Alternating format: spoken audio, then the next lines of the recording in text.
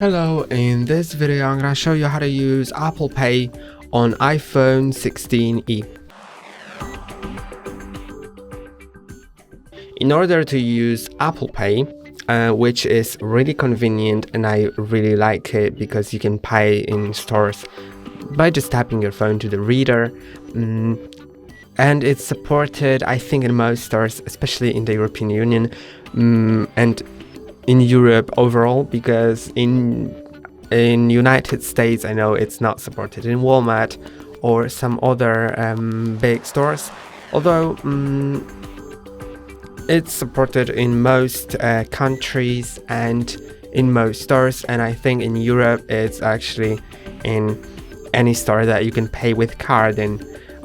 And to set it up, you can just go to Wallet and then click on plus. You can see I already have like 2 cards, but you can click on plus, then select debit or credit card and select your bank.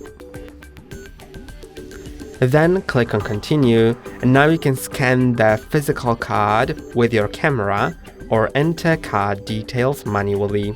Enter the name and card number, then continue with further steps like the CVV number and the expiration date.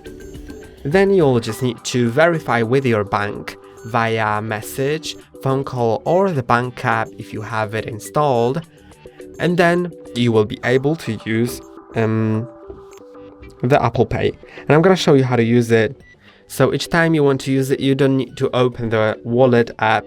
You can just either tap your phone to the reader and it will prompt you to double click on the side button, or you can double click on the side button before tapping it to the reader.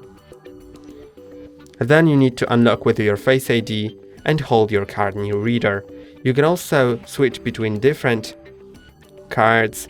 Like you can see I have my IKEA family. You can also add that to the wallet if you go to the IKEA website and click on add to wallet, because it has that option, and some other app like loyalty cards also have that option. Then you can also switch to a different card,